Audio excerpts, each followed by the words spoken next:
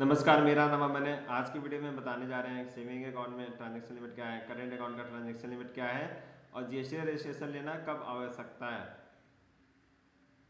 सबसे पहले हम लोग जानेंगे सेविंग अकाउंट क्या होता है, करेंट अकाउंट का मतलब क्या होता है, सीसी अकाउंट क्या होता है। सेविंग अकाउंट का मतलब होता है कि जैसे एक बचत खाता होता है, आप जो पर्सनल पर्पज़ के लिए अपना पैसा यूज़ कर रहे हैं वो सेविंग अकाउंट होता है। करेंट अकाउंट में हम लोग बेसिकली जो बिजनेस रिलेटेड लेन देन होता है वो करंट अकाउंट होता है। तीसरी अकाउंट होता है जैसे बैंक आपको एक लिमिट दे देगा 10 लाख का, आप उसके लिमिट के अनुसार ही अपना मैक्सिमम ट्रांजेक्शन कर सकते हैं। अब अब जानेंगे कि ट्रांजेक्शन लिमिट क्या होता है। सबसे पहले बताना चाहेंगे जिन व्यापारियों के पास जीएसटी का रजिस्ट्रेशन ऑलरेडी ले चुके हैं तो वो मैक्सिमम हमारा रिक्वेस्ट है कि 10 लाख तक का ही ट्रांजेक्शन करें सेविंग अकाउंट में। आप एक करेंट अकाउंट खुलवा लीजिए, आप करेंट अकाउंट में ही ट्रांजेक्शन कीजिए।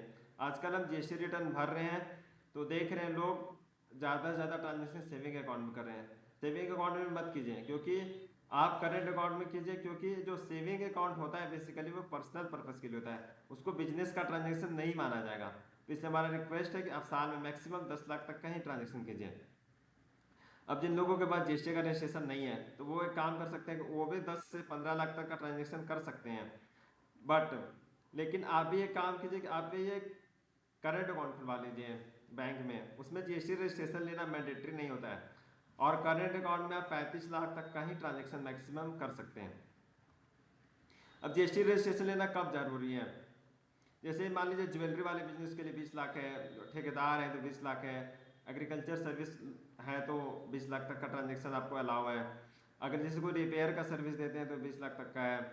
जैसे ईंटा सीमेंट का दुकान है तो 20 लाख तक का है। मतलब कि अगर आपका ये सब शॉप है तो अगर 20 लाख से ऊपर का आपका ट्रांजेक्शन होता है तो आप जीएसटी रजिस्ट्रेशन आपको मैंडेटरी लेना पड़ेगा।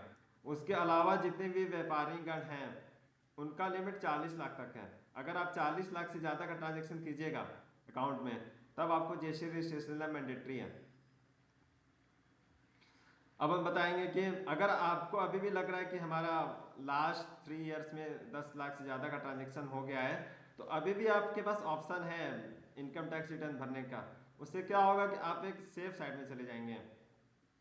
तो आजकल क्या हो रहा है कि जैसे कि सरकारी बैंक में करंट अकाउंट नहीं खुलता है बिना जीएसटी का रजिस्ट्रेशन का, तो आप एक काम कर सकते हैं कि आप प्राइवेट बैंक में चले जाइए, उद्यम का सर्टिफिकेट से भी करंट अकाउंट खुल जाता है। और हम बताएंगे कि जो आधार कार्ड से पैसा निकालते हैं उन बिजनेसमैन के बारे में। जैसे क्या हो रहा है ना कि आधार कार्ड में जो आपको स्पाइस मनी लिमिटेड से जो ट्रांजेक्शन कर रहे हैं वही ट्रांजेक्शन आपका माना जाएगा आधार कार्ड से पैसा निकालने का।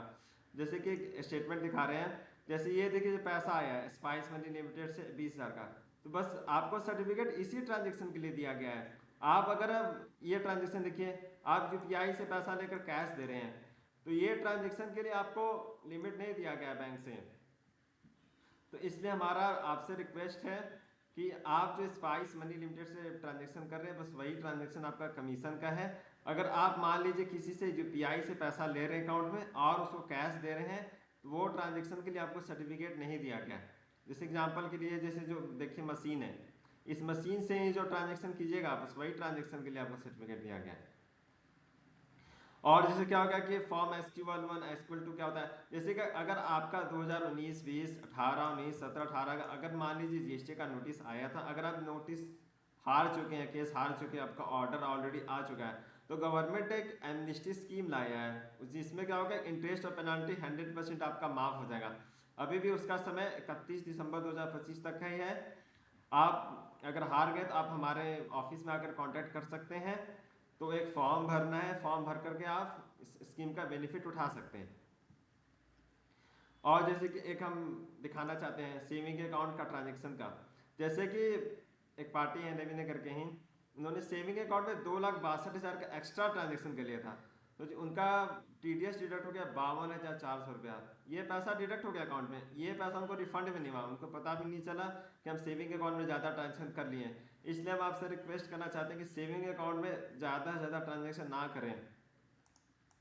तो हम नेक्स्ट वीडियो में बताएंगे कि यूपीआई से हम लोग ट्रांजेक्शन कितना कर सकते हैं और जैसे कच्चे में बिजनेस कैसे कर सकते हैं, और बताएंगे आगे कि 10 लाख तक के बिजनेस में इनकम टैक्स कैसे जीरो कर सकते हैं, और बजट के बारे में भी बताएंगे। ये सब चीज़ें हम नेक्स्ट वीडियोज़ में बताएंगे।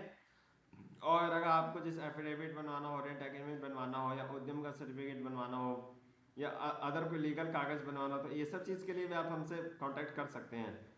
और भी कुछ जानकारी चाहिए होगा तो आप हमारे ऑफिस में विजिट कर सकते हैं। धन्यवाद।